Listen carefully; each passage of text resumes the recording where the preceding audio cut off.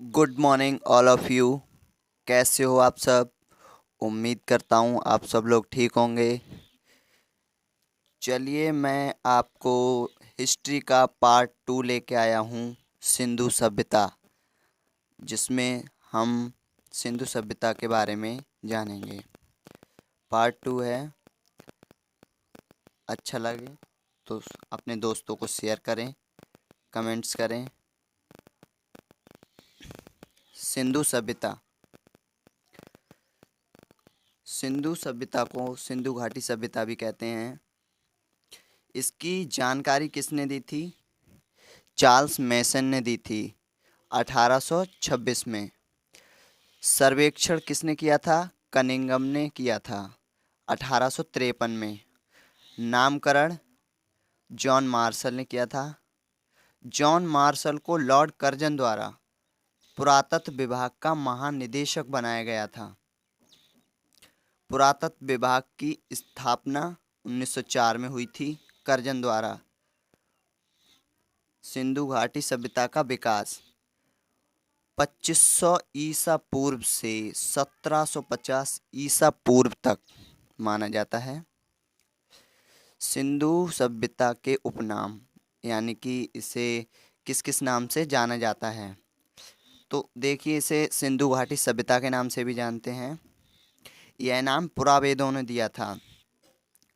यह सभ्यता सिंधु नदी पर स्थित थी, यानी कि दूसरा, इसे सिंधु सभ्यता भी कहते हैं, सैंधव सभ्यता भी कहते हैं, हड़प्पा सभ्यता भी कहते हैं, क्योंकि ये हड़प्पा पहला शहर था जिसकी खोज हुई थी।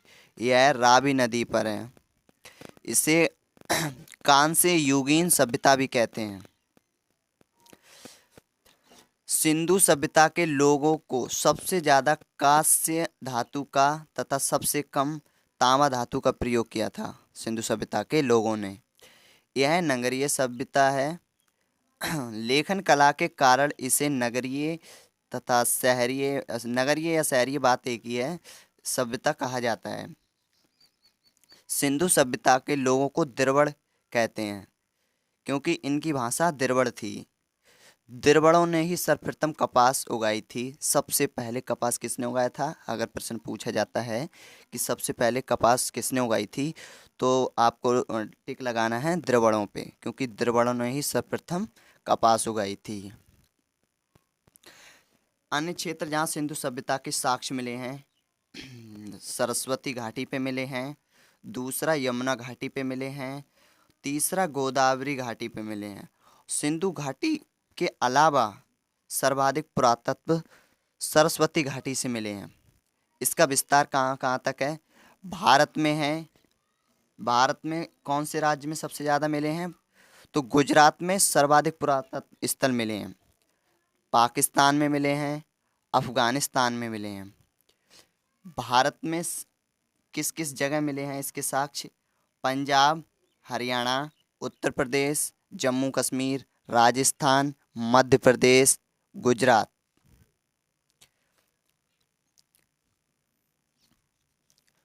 बहुत ही इम्पोर्टेंट टॉपिक है ये हमारा सिंधु घाटी सभ्यता। इससे बहुत प्रश्न पूछे जाते हैं परीक्षाओं में। ये देखिए, हमारे भारत का मैप बनाया हुआ है। इसमें आपको बिल्कुल नक्शे से समझा दूंगा कि इसमें कहाँ कहाँ तक विस्तार था सिंधु घाटी सभ्यता का। उत्तर में कहाँ तक था? जम्मू कश्मीर के मांडा तक। चिनाव नदी पर है। खुदाई जगपति जोशी ने करवाई थी 1982 में। और पश्चिम में है सुतका गैंडोर, बलूचिस्तान, पाकिस्तान तक। नदी डास्क या फिर दशक नदी भी कहते हैं डास्क नदी को। पूरब में उत्तर प्रदेश में मेरठ के आलमगीरपुर नदी कौन सी है? हिंडन नदी। इसकी खुदाई किसने करवाई थी? यज्ञदत्त शर्मा ने। दक्षिण में महाराष्ट्र के दायमाबाद नदी कौन सी है? प्रवरा नदी। यह गोदावरी नदी की सहायक नदी है। यहाँ से धातु का रथ मिला था जिसे इक्का गाड़ी कहते हैं। इसका आकार जो था त्रिभुजाकार था, और जो पूरब में है, थोड़ा पूरब में इसका विस्तार ज़्यादा नहीं था। सबसे ज़्यादा पूछा जाता है विस्तार किस साइड में था, तो पश्चिम में, और सबसे कम विस्तार अगर पूछा जाता है कि कौन सी दिशा में था, तो पूरब दिशा में सबसे कम विस्तार हुआ था इसका, उत्तर प्रदेश के आलमगीरपुर तक बस। कनिंघम के अनुसार सिंधु घाटी सभ्यता का क्षेत्र 13 लाख वर्ग किलोमीटर था, और वर्तमान में अभी ये 16 लाख वर्ग किलोमीटर हो गया है। ठेकेदार कौन था इसका, जो इसने खुदाई वगैरह करवाई थी? ठेकेदार था जॉन मार्शल। इन्होंने दयाराम साहनी को खुदाई के लिए बुलाया था, आमंत्रित किया था, जिसमें पहला शहर खोजा गया था हड़प्पा। तो हड़प्पा की खुदाई करता कौन थे? दयाराम साहनी। इन्होंने सन 1921 में खुदाई करवाई थी। स्थान कहाँ पे है? साहिवाल, माउंट गोमरी जिला, पाकिस्तान। साहिवाल एक जगह का नाम है, माउंट गोमरी जिला है पाकिस्तान में। नदी कौन सी है? रावी नदी। ये रावी नदी पर थी। इसकी सबसे पहला शहर माना जाता है हड़प्पा, क्योंकि इसकी सबसे पहले खोज हुई थी। हड़प्पा में क्या क्या साक्ष्य मिले थे वो बताता हूँ आपको। श्रम आवास मिले थे, कुम्हार का चाक मिला था, मूर्ति मिली थी किसकी? मातृ देवी की। ओखली, ओखली, ताबूत, RH-37 कब्रिस्तान मिला था, जिसका नाम RH-37 रखा गया। हाथी की खोपड़ी मिली थी। स्वास्तिक चिन्ह जो ऐसे बना होता है, आपने देखा होगा किसी हवन वगैरह होता है तो स्वास्तिक चिन्ह बना होता है। शंख पर बना बैल मिला है। वृत्ताकार चबूतरों में गेहूं और जौ के अवशेष मिले हैं। कहा जाता है कि जो चबूतरे बने होते हैं उनमें जो गेहूं होते हैं, जौ होते हैं, उनकी झड़ाई या कुटाई होती है उनकी, तो जो उसमें दराज होती हैं उसमें भर जाते हैं, तो वहाँ से साक्ष्य मिले थे चबूतरों से। आवासीय क्षेत्र मिले थे, समाधियाँ जहाँ रहते थे वहाँ समाधियाँ मिली हैं। हड़प्पा के लोग गाय का उपयोग नहीं करते थे बिल्कुल भी। चांदी का सर्वप्रथम प्रयोग किया था इन्हीं ने, हड़प्पा के लोगों ने। कांसे के सिक्के मिले थे। मैंने आपको बताया था कि इन्हों के कांसे का सबसे ज़्यादा प्रयोग करते थे, तांबे का सबसे कम। पैमाना मिला था, ये बहुत इंपॉर्टेंट टॉपिक है। पैमाना मिला था जो तांबे का बना हुआ था, ये बहुत इंपॉर्टेंट है। परीक्षा में पूछा जा सकता है कि हड़प्पा में कौन सा पैमाना मिला था, कौन सी धातु का, तो आप लोग तांबे पर टिक लगा के आएंगे। दूसरा शहर है हमारा मोहनजोदड़ो। मोहनजोदड़ो बहुत इंपॉर्टेंट टॉपिक है। इसकी खुदाई करता कौन है? राखल दास बनर्जी। 1922 में कराई थी। स्थान कौन सा है? सिंध प्रांत, जो अभी पहले पंजाब हरियाणा ये इस साइड था। सिंध प्रांत का लरकाना जिला पाकिस्तान में पड़ता है ये अब। नदी कौन सी है? सिंधु नदी। मोहनजोदड़ो को सिंधी भाषा में मृतकों का टीला कहा जाता है। ये बहुत इंपॉर्टेंट है, कई परीक्षाओं में पूछा जा चुका है कि मृतकों का टीला किस शहर को बोला जाता है सिंधु घाटी सभ्यता में। तो मोहनजोदड़ो पे आप टिक लगा के आएंगे। यहाँ मनुष्य के अलग अलग अस्थिपंजर मिले थे, जैसे कहीं सिर कटा पड़ा है, कहीं पैर कटा पड़ा है मनुष्य का, जानवरों का, तो कहीं अलग अलग मनुष्य अस्थिपंजर मिले थे मनुष्य के। तो इसलिए यह माना जाता है कि यह युद्ध का प्रतीक माना गया है ये, क्योंकि यहाँ मनुष्य के अलग अलग अस्थिपंजर मिले थे। यह तीसरा सबसे बड़ा स्थल है। इसमें क्या क्या मिले थे मोहनजोदड़ो में, मैं आपको बताता हूँ। पुरोहित आवास, विशाल स्नानागार, यह शहर के बीचों बीच था। विशाल अन्नागार, जहाँ अन्न वगैरह रखते थे वो लोग। कुआं मिला था। सूती वस्त्र, कपास, चौड़ी सड़कें, पशुपति की मूर्ति, शिव, सभागार। पशुपति किसे बोलते हैं? शिव जी को। तांबे के ढेर मिले थे, ऊंचे ऊंचे टीले मिले थे, दाढ़ी का कपाल। पैमाना, ये बहुत इंपॉर्टेंट रहेगा। पैमाना किसका था? सीप का। सीप जानते हो आप लोग? सीप जो समुद्रों में एक ऐसा होता है आकृति, उसे बीच से खोलते हैं तो उसमें सीप निकलती है, मोती, मोती जैसा आपने देखा होगा, उसे सीप बोलते हैं। सीप का पैमाना बना हुआ था। इसे याद करने की ट्रिक है, जैसे पुरोहित, जो पुरोहित किसे बोलते हैं? जो पंडित लोग होते हैं पुरोहित, उन्हें बोलते हैं पुरोहित। पहले सबसे पहले स्नान करेंगे, फिर कुछ अन्नागार जाएंगे देखने कि अन्न कैसा है रखा हुआ है। फिर कुआं पे जाएंगे, नहाएंगे, सूती वस्त्र पहनेंगे। सूती वस्त्र किससे बने होते हैं? कपास से। फिर चौड़ी सड़कों पे चलते हुए जाएंगे पशुपति की पूजा के लिए। वहाँ सभा लगी होगी, सभागार। उन रास्ते में मिला एक तांबे का ढेर, देखते हुए जा रहे थे। और एक दाढ़ी का कपाल मिला था, यानी कि सिर खोपड़ी कटी हुई थी, वो मिली थी। ऊंचे ऊंचे टीलों से पैदल चल के जा रहे थे, तो उन्हें रास्ते में एक पैमाना मिला सीप का बना हुआ। बहुत ही सरल याद करने की ट्रिक है, याद कर सकते हैं आप लोग। तीसरा शहर है हमारा चनूदड़ो। इसकी खुदाई किसने कराई थी? गोपाल मजूमदार। स्थान कहाँ पड़ता है? नवाबशाह पाकिस्तान। नदी सिंधु नदी। साक्ष्य क्या क्या मिले थे?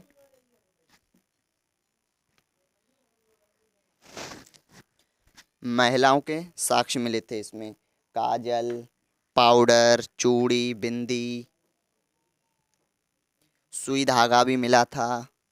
16 प्रकार के जो औरतें थीं, महिलाएं, वो 16 प्रकार के बालों को बांधती थीं। मन का मिला था। मन का बहुत इंपॉर्टेंट है। मन का ये पूछा भी जा चुका है। मन का क्या होता है? एक मिट्टी का एक कोठरी टाइप होती है, वो उसे मन का बोलते हैं। मोती के कारखाने मिले थे। वर्गाकार ईंट के साक्ष्य, जो मकान बने हुए थे उसमें वर्गाकार ईंट लगी हुई थी, जो बिल्कुल वर्ग की टाइप होती थी। लिखने की चौकियाँ, ईंटों से बनी भट्टियाँ मिली थीं। छत से पानी निकालने का साधन, जैसे बारिश होती है तो वहाँ से पानी निकालने का साधन मिला है। बर्तनों पर, जो वहाँ के बर्तन थे उन पे किसकी आकृतियाँ बनी थी? मोर की। बहुत इंपॉर्टेंट है, मोर की आकृतियाँ बनी हुई थीं। कांसे का बना हुआ बैल, मैंने आपको बताया कि कांसे का वो लोग सबसे ज़्यादा उपयोग करते थे। कांसे का बना हुआ बैल मिला था। और ये तो बहुत ही इम्पोर्टेंट है, ये कई परीक्षाओं में पूछा जा चुका है और हो सकता है एसएससी, जीडी, सीएचएसएल, सीजीएल, इसमें हवलदार में पूछा जा सकता है। ईंट पर बिल्ली का पीछा करते हुए कुत्ते के निशान, ये बहुत इंपॉर्टेंट है, याद रखना आप लोग। लोथल, चौथा शहर है हमारा लोथल। इसकी खुदाई किसने कराई थी? रंगनाथन राव। स्थान अहमदाबाद, गुजरात में पड़ता है, ये भारत में ही है। नदी कौन सी है? भोगवा नदी। भोगवा नदी पर स्थित है ये।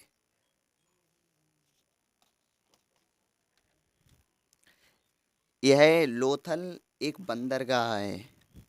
इसे लघु हड़प्पा या लघु मोहनजोदड़ो भी कहते हैं। साक्ष्य क्या क्या मिले थे मैं बता देता हूँ आपको। अन्न पीसने की चक्की, यानी कि जो हाथ से चक्की चलाते हैं, वो चक्की मिली थी। चावल के साक्ष्य मिले थे। अग्निवेदी के साक्ष्य मिले थे, जो अग्निवेदी होती हैं उनके साक्ष्य मिले थे। नाव के साक्ष्य मिले थे, जो पानी में नाव चलाते हैं उसके साक्ष्य मिले थे। मिट्टी के बर्तन भी मिले थे। घोड़े की मिट्टी की मूर्ति बनी हुई मिली थी। ये बहुत इंपॉर्टेंट है, पूछा भी जा चुका है। घोड़े की मिट्टी की मूर्ति मिली थी। दोहरे कंकाल मिले थे, यानी कि सती प्रथा जिसे कहते हैं, उसके साक्ष्य मिले थे। सती प्रथा क्या होती है आप लोगों को बता रहा हूँ। सती प्रथा वो होती है जिसमें पति के साथ, अगर पति की डेथ हो जाती है तो उसमें पत्नी को, चाहे उसकी मर्जी हो या ना हो, उसे उसके मृत पति के साथ दफनाया जाता था। और इतना शोर किया जाता था, ढोल धमाके, भांग पिला के बिठा दिया जाता था, जिससे वो औरत चीखे चिल्लाए, किसी को सुनाई ना दे। पैमाना किसका मिला था? हाथी के दांत का। ये बहुत इंपॉर्टेंट है, हाथी के दांत का पैमाना मिला था। कालीबंगा, अगला शहर है कालीबंगा। कालीबंगा की खुदाई किसने कराई थी? ब्रजवासी लाल। ये बहुत इंपॉर्टेंट है, राजस्थान में पड़ता है। स्थान कहाँ है? गंगानगर, राजस्थान। नदी कौन सी? घग्गर नदी। साक्ष्य, काली चूड़ियाँ मिली थीं, हरी चूड़ियाँ मिली थीं, मिट्टी के बर्तन, कच्ची ईंटें, नाली पक्की ईंटों की, एक पल्ले वाला दरवाज़ा, जो एक पल्ले वाला दरवाज़ा होता है जिसमें एक ही किवाड़ होती है। जुते हुए खेत के साक्ष्य मिले थे। कर्मकांड, जो कर्मकांड होते हैं, कर्मकांड क्या होते हैं आपको बता दूं मैं। जो आदमी की डेथ हो जाती है तो उसके बाद जो क्रिया कर्म करते हैं हम लोग, वो सब कर्मकांड कहलाते हैं। एक खेत में दो फसलों के साक्ष्य, जैसे अभी भी होता है ये तो, कि एक खेत में दो दो फसलों के साक्ष्य अभी भी मिलते हैं, हम लोग करते हैं। एक खेत में जैसे गन्ना हो गया तो उसी के साथ गेहूं हो जाते हैं, और कई फसलों में हो जाता है ये सब। रोपड़ अगला शहर है, इसकी खुदाई किसने कराई थी? यज्ञदत्त शर्मा और बीबी लाल दोनों ने। स्थान कौन सा था? पंजाब। नदी सतलज, बहुत इंपॉर्टेंट है ये रोपड़। यहाँ किसके साक्ष्य मिले थे? मानव का कुत्ते के साथ दफनाने के साक्ष्य मिले थे, यानी कि पालतू जानवरों के साक्ष्य। मैंने आपको बताया था कि मानव द्वारा सबसे पहले जानवर कौन सा पाला गया था? कुत्ता। कुत्ता बहुत प्रिय और वफादार होता है। अगला शहर है बनावली। बनावली बहुत इंपॉर्टेंट रहता है, क्योंकि इसमें जो थी साक्ष्य कुछ मतलब सही शहरी टाइप नहीं थे ये। खुदाई किसने करवाई थी? रविंद्र सिंह बिष्ट, RS बिष्ट भी बोलते हैं। स्थान हरियाणा। नदी कौन सी है? रंगोई नदी। रंगोई नदी। साक्ष्य नालियाँ खुली पाई गईं, खुली हुई नालियाँ, जैसे उसके ऊपर कुछ लगा हुआ नहीं था, खुली हुई नालियाँ थीं, उसमें पानी जाता था। सड़कें थीं टेढ़ी मेढ़ी सड़कें, जिग जैग टाइप। हल कौन सा मिला था? टेराकोटा। टेराकोटा होता है मिट्टी, जैसे पकी हुई मिट्टी का हल। घरों में सोख्ता वाले गड्ढे मिले थे। उत्तम किस्म का जौ मिला था। जौ होता है गेहूं की तरह ही होता है जौ। ये बहुत मतलब शरीर के लिए सही रहता है, खाने इनकी रोटी खाई जाए बहुत फ़ायदेमंद होती है इसकी। पहले ज़्यादातर बूढ़े लोग थे वो यही ज़्यादा खाते थे। सोने चांदी के मुकुट मिले थे और अन्य जेवर भी मिले थे। तांबे का बना बाड़ाग्र। बाड़ाग्र क्या होता है? जो बाण होता है हमारा ऐसा, तो इसका ये जो भाग होता है ये वाला, ये बाड़ाग्र कहलाता है। तो ये मिला था, वो किसका था? तांबे का बना हुआ। पशुओं की मूर्ति मिली थी। और अगला शहर देखते हैं, राखीगढ़ी। राखीगढ़ी। राखीगढ़ी की खुदाई करता कौन है? सूरज भान या भगवान दास। नदी सिंधु नदी। स्थान हरियाणा। यह सिंधु सभ्यता का सबसे बड़ा स्थल माना जाता है। ये अभी वर्तमान में हरियाणा में है। और ये बात आपको ध्यान रखना होगा कि बहुत ही इम्पोर्टेंट है ये, कि वर्तमान में विश्व का सबसे बड़ा पुरातत्व संग्रहालय राखीगढ़ी में बनने जा रहा है। सबसे बड़ा स्थल है ये, सबसे बड़ा। और सबसे बड़ा अगर शहर पूछा जाए तो मोहनजोदड़ो है। नेक्स्ट है धौलावीरा। इसकी खुदाई करता कौन है? JP जोशी या फिर RS बिष्ट, रविंद्र सिंह बिष्ट। नदी मानसर या फिर मानहर भी बोलते हैं इसे। स्थान कौन सा है? कच्छ गुजरात। जो कच्छ की खाड़ी है गुजरात में, कच्छ के आसपास की एरिया है कच्छ गुजरात। यह भारत में सिंधु सभ्यता का सबसे बड़ा नगर माना जाता है। भारत में, ओनली भारत में माना जाता है ये सबसे बड़ा। साक्ष्य कब मिले थे? यह 3 खंडों में बटा हुआ था। पहला था दुर्ग क्षेत्र, मध्य नगर, निम्न नगर। जैसे कि निम्न नगर ये हो गया, उसके बाद मध्य नगर ये हो गया, और दुर्ग ये सबसे ऊपर रहा था। इसकी दुर्ग क्या होता है? किला। जैसे इसका किलेबंदी हुई थी, ये था दुर्ग। मध्य निम्न। जलाशय। जलाशय किसे बोलते हैं? तालाब को। ये 16 तालाब थे, 16 तालाब के साक्ष्य मिले थे। सोने की अंगूठी मिली थी। सूचना पट्ट मिले थे। स्टेडियम का मैदान मिले थे, कई स्टेडियम मिले थे यहाँ से। अगला शहर है सुतका गैंडोर। सुतका गैंडोर। खुदाई करता कौन है? JP जोशी, जिनका पूरा नाम है जगपति जोशी। स्थान बलूचिस्तान पाकिस्तान। मैंने बताया था सबसे ज़्यादा पश्चिमी में, सबसे ज़्यादा कौन सा शहर है? सुतका गैंडोर, पश्चिम में पाकिस्तान में। ये साक्ष्य क्या मिले थे? घोड़े के अस्थि पंजर मिले थे, बस यहाँ से कुछ खास नहीं मिला था, घोड़े के अस्थि पंजर मिले थे। अगला शहर है कुड़ाल। कुड़ाल। खुदाई करता JP जोशी या जगपति जोशी। स्थान हिसार हरियाणा। नदी कौन सी? सरस्वती नदी पर। एक यहाँ से अलग से क्वेश्चन पूछ ले जाता है कि विलुप्त होने वाली नदी कौन सी है, जो ना के बराबर विलुप्त हो चुकी है, मान लीजिए, वो सरस्वती नदी है। साक्ष्य क्या क्या मिले थे? चांदी के 2 मुकुट मिले थे बस।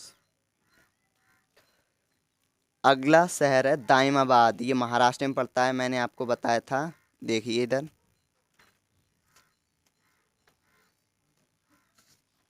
दाइमाबाद यही दक्षिण में यही पड़ता है ये, ठीक है। खुदाई करता बीपी बापर स्थान कहाँ है? महाराष्ट्र। नदी प्रवरा, प्रवरा नदी गोदावरी की सहायक, यहाँ से इक्का गाड़ी मिली थी, बताया था आपको। साक्ष्य क्या मिले थे? इक्का गाड़ी, रथ। कौन से धातु का? कांसे का। बहुत इंपॉर्टेंट है, याद रखना होगा आपको।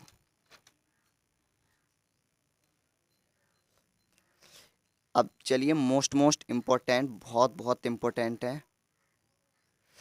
चांदी का व्यापार ये लोग कहाँ से करते थे? अफगानिस्तान और ईरान से।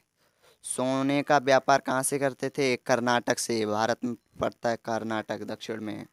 तांबे का व्यापार राजस्थान से, भारत में पड़ता है ये भी। टिन, टिन जिस पे किसी पे धातु जो टीन परत चढ़ाई जाती है, वो टिन की चढ़ाई जाती है, उसका व्यापार कहाँ से करते थे? अफगानिस्तान से। सैल खड़ी का व्यापार बलूचिस्तान, राजस्थान। बलूचिस्तान पाकिस्तान में पड़ता है और राजस्थान भारत में पड़ता है। लाल रंग का व्यापार फारस की खाड़ी से करते थे, ये पश्चिम में पड़ता है, फारस की खाड़ी। पश्चिम में चलते जाएंगे वहाँ पे। सामाजिक जीवन कैसा था इनका, बता देता हूँ आपको, बहुत बहुत मोस्ट इम्पोर्टेंट। मात्रात्मक सत्ता थी यहाँ की। यह 4 वर्गों में विभाजित था: विद्वान वर्ग, युद्ध वर्ग, व्यापारी वर्ग और श्रमिक वर्ग। विद्वान वर्ग के अंतर्गत पुरोहित, वैद्य जो डॉक्टर होते हैं, पुरोहित ब्राह्मण होते हैं, शिक्षक ज्योतिषी होते हैं वो। युद्ध वर्ग, क्षत्रिय जो वीर होते हैं महान, वो युद्ध वर्ग के अंतर्गत आते हैं। व्यापारी वर्ग के अंतर्गत जो तेज दिमाग के, जो व्यापार में माहिर होते हैं, व्यापार करने में, उन्हें तेज दिमाग के बोला जाता है, मान लीजिए। और श्रमिक, श्रमिक कम दिमाग होता है, वो मेहनत बहुत करते हैं, लेकिन ये सबसे ज़्यादा मेहनत इन्हीं पे पड़ती है। चलिए आज हम अपनी वीडियो को यहीं समाप्त करते हैं। हमारा चैनल है success GS bye Chandrasen, subscribe करें, और यह वीडियो अगर अच्छी लगे तो लाइक करें, बढ़िया बढ़िया कमेंट्स करें। धन्यवाद। और अगर वीडियो पसंद आई हो तो अपने दोस्तों को शेयर करें, प्लीज़ सपोर्ट करें। धन्यवाद।